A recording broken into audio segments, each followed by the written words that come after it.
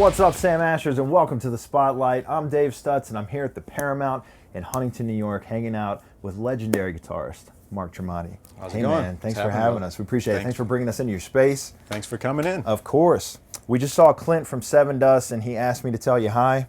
Absolutely, he's good. He's my boy. So hello from Tell Clint, him hi man. from me. Yeah, he said he only likes touring with people that he likes, and you were top of the list. Well, I love Clint, so That's perfect, man. Perfect. we've been touring for, I don't know, 25 years now, 23 Really? years. Mm-hmm. Wow, that's awesome. Yeah. Well, here we sit next to this amazing PRS guitar. You've been with PRS a long time. We were hoping you could kind of take us back, tell us a little bit about the history of how you got to work with PRS and why PRS. Way back, there was a bad night I had in Boston where we played a show. There was all kinds of bands in town, and we put all kinds of rock stickers on our trailer, so everybody knew it was a rock band. Somebody stole our trailer, stole all of our gear. Oh. I got a check for insurance, so I went to the local guitar store the next day, bought a PRS, and I loved it. It's one of those guitars that was always top shelf, too expensive for me, and finally with this check I could get one. But then when I played it on stage, the knobs were in the wrong spots. The tone was just not what I grew up with, so I put it away, and then PRS contacted me after and said, will you play our guitars? And I had said, I had bought this guitar, but it was just not suited for me. So they sent me they sent me McCarty models and a few others, and I just kept on saying, it's just not my thing. I love it for home, but it's not my thing for on stage. So after kind of shutting it down three, 4 times, I said, why don't we just do a guitar, your specs, make it a signature model.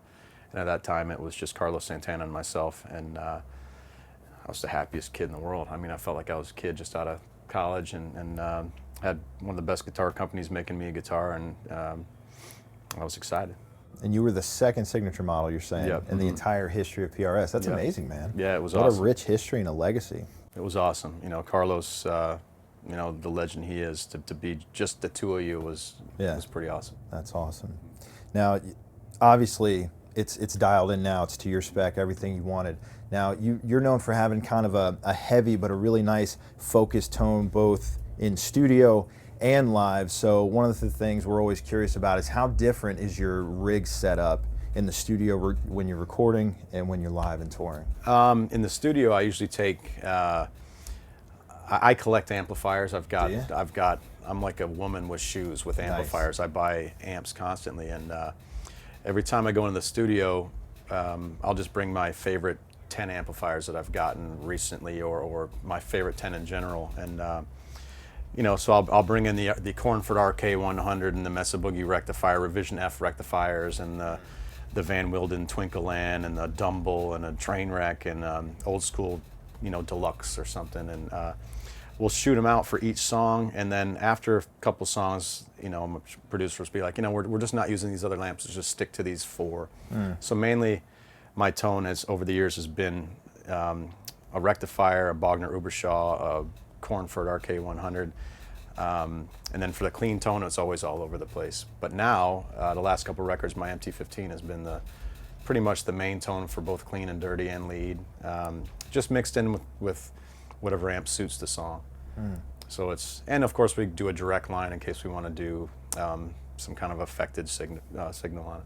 Yeah, in Ash, we carry just about everything that you have, from the signature PRS guitars to the Morley pedals, and we have the MT15 as well, and that's the thing that's been talked about a lot lately at Ash. So how's that been working out for you as far as the amp goes? The amp is, well, like I said, I'm an amp fanatic, so I was nervous to put out an amp because I didn't want to, dial this thing in for years and then put it out and have people not like it and be like, I'm such an amp guy, it would hurt my feelings. Right. It would be like somebody hating your songs, So, I was, when we finally put it out and it got such praise, I was really excited. It was a whole new world for me jumping into the amp world. I know how much of a picky market it is and how many opinions there are about tone, and I think for what I do, that amp is perfect for my sound, and a lot of people who like that, that heavier leaning lead tone, but that chimey clean tone at the same time will love the amp. Yeah. You hear about a lot of guys who show up to the studio with their 10 guitars, you don't often hear about 10 amps. You know, Yeah, sometimes yeah. amps is like that kind of secondary thing that, you know, newer guitar players don't even want to think about. I just Yeah. need something to get my guitar and effects through. So it's really cool. Yeah, no, amps are my thing. You know, I have a guitar already that I'm going to use in the studio every Right. time. If I'm going to play a different guitar, it's just going to be a baritone version of my signature model. You know, because my over the years I've written songs. There's so many different tunings. I have to have different guitars in there.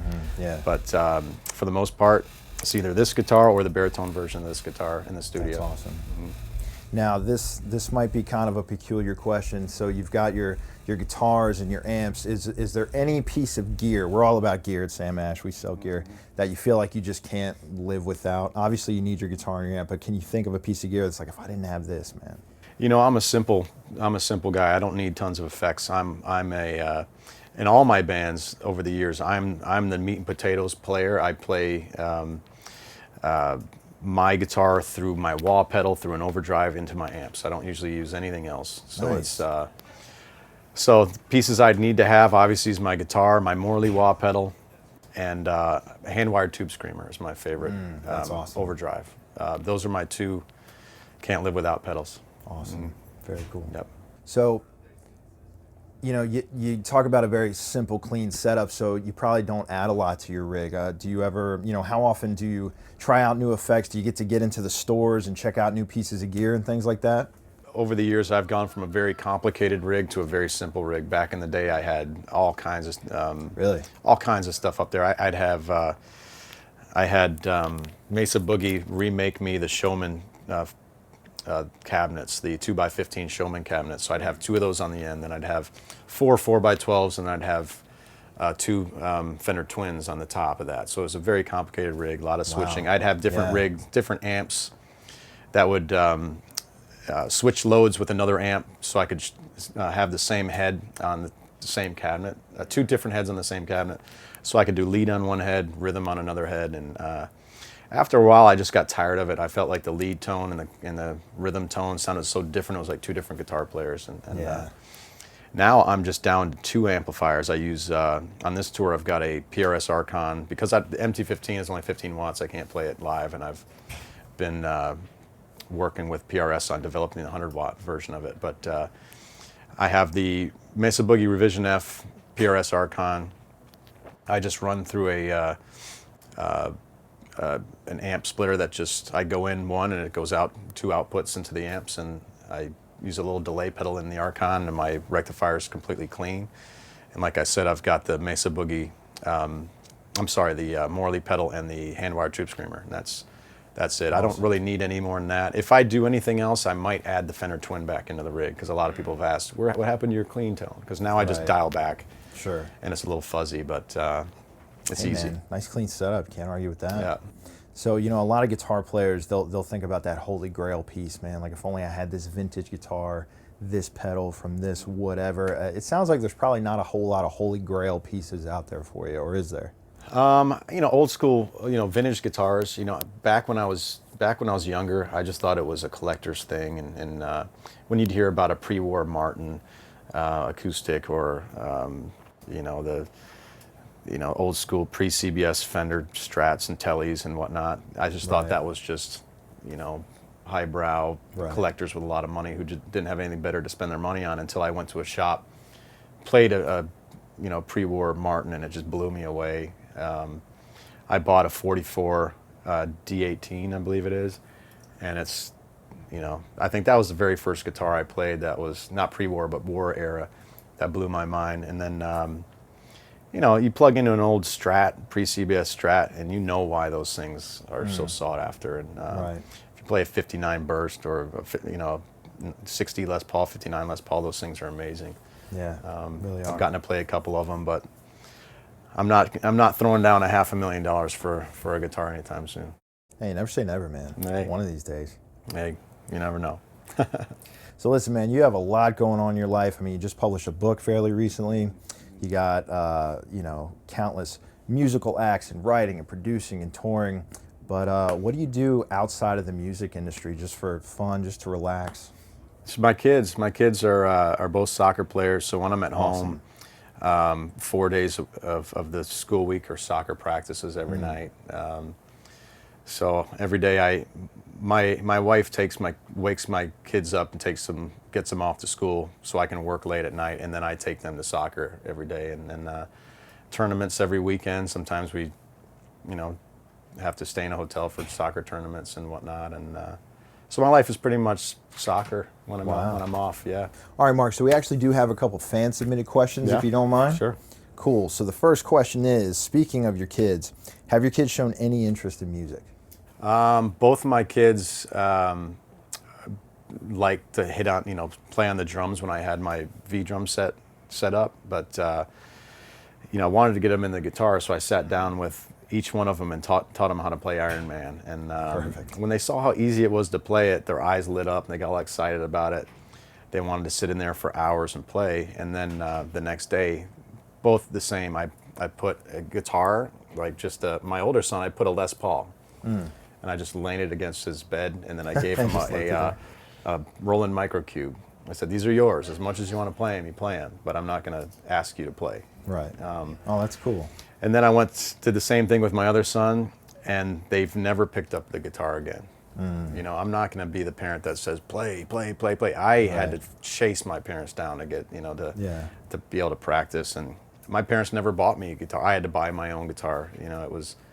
I got lucky. My buddy was selling a guitar, and I bought it for $10. It was an imitation Les Paul. Cool. Yeah, and I bought my first guitar amplifier for $45, and I made it work. You still have any of that stuff? No, I wish I did. I had to. When you're a kid, you have to keep trading up. I traded that guitar for a $270 Tokai guitar, and then from there I got my first Les Paul. But my parents were never, buying me, tons a year. I had to earn it. I had to practice. I had to make sure I got my homework done so I could go and spend hours playing guitar. If my kids, if you really want to be good at something, you got to want it. You can't have your parents say, do this. Sure. You got to want to do it. They got the better idea, man. Soccer is a cheaper hobby. Yeah. I wish I had been a soccer player instead of a musician. Oh, yeah. Well, kids nowadays, in my kids at the school they go to, they have one friend that's into rock and roll. Really? All the other kids are just, they aren't really big music fans. They listen to the radio, but that's about it. Yeah.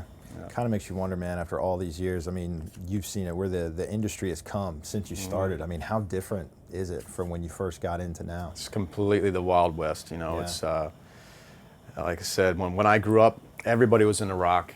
Yeah. And then rap came out, everybody was into rap and rock at the same time, and then all of a sudden, this generation is just not into the kind of music I'm into. Right. There's only a few kids I know that could even name 3 Led Zeppelin songs. If you went to my kids' friends, they wouldn't even know. So it's a different world. It makes me feel old, but sure. I keep on. I love it just as much. Awesome. Second fan submitted question: what is the most fun part about touring with Tremonti the band? Most fun part about touring is with this band is I get to sing. When I'm doing Alter Bridge, I get to sing backups. There's one song I get to sing lead on, but being a singer is. I've been a songwriter since I was a little kid, and I've written. I write vocals. Those are my favorite things to write, are the vocal melodies, and to be able to actually sing them and feel confident singing them now is it's one thing, feeling that emotion on the guitar, but when you're singing, that's much more that human emotive kind of thing. So it's just something you got to experience to really know what I'm talking about. But it's awesome. That's awesome. Good for you, man. That's great. Question number 3: have you ever been approached by any artist and asked to be featured on a track? Oh yeah, I mean, I've been featured on a lot of stuff. I'll probably leave a bunch of people out by accident, but just random things where like my my buddies will be producing a band. Hey, you come in and do a solo. I had this Russian band call our managers and ask me to do a solo on their record. So I don't even know the name of the band. I just recorded something and sent it to them. Nice. I was on Seven Dust on a Seven Dust track. I've been on written some stuff with John and Projected. I've played on Michelangelo Baddio's record. I've played on, Fozzy, an old Fozzy record. I just here and there whenever something pops up. Now I'm writing a solo for Dave Ellison's solo record. Cool. And I was talking to his manager. I might do a co-write with him on a song, but it'd be awesome to do an old school thrash tune with one of the baddest. Megadeth was one of my favorite bands growing up. I gotta say, man, your pedigree is pretty rich. Just you got a lot going on. Hey, from your own stuff, all the countless bands, being featured on tracks and writing books. I mean, what a full life. Trying to stay busy. You know, I don't want to be on my deathbed sitting on a pile of songs that I never got to put out. Or that's one of my biggest fears. That's why I like to have multiple bands, because if you sit on all your songs and you never put them out there, it's just a bunch of time wasted. And the songs are all very important to me, and I like to get them out. That's great, man. What a philosophy. Awesome. Last question for all the fans out there that want to be just like you, play like you, sound like you. After all these years, any advice you can offer to the next generation? A lot of times I just say simplify things and be a songwriter.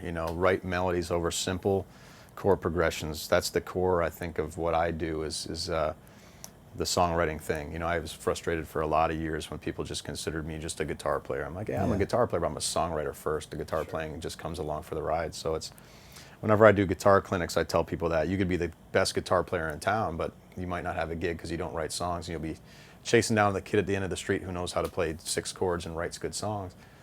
So write songs, write vocal melodies. Don't be afraid to sing. Even if you're a bad singer, just do it. I was a horrible singer. Now I'm a passable singer, but I've gotten much better over the years. But singing and writing songs and creating, and not just learning how to play somebody else's stuff verbatim, but becoming your own guitar player. And I think one of the things that kind of molded me into who I am as a guitar player is I never took guitar lessons, and I tuned the guitar weird, and I didn't know what a scale was. I just kind of dove in. It was probably the most tedious way to learn, but I think in the long run it helps you develop your own sound. Absolutely. So if you do get guitar lessons, go to one guy for a couple months, and then go to another guy to go to another guy. Don't become your guitar teacher. Right. Cool. Great advice, man. Well, listen, there's nothing I like more in this world than guitar legends. So to be able to sit down and talk to one for a while has been truly an awesome honor. Man. Thank you for inviting us in, for having us. I'm going to leave it to you now. If there's anything you want to leave with the fans, plug anything you want to do, go for it. Let's see. Dying Machine book, like you said, the novel is out now. I'm going in the studio with Alter Bridge for AB6, which is going to be out around October. And look for us on tour with Tremonti. Thank you.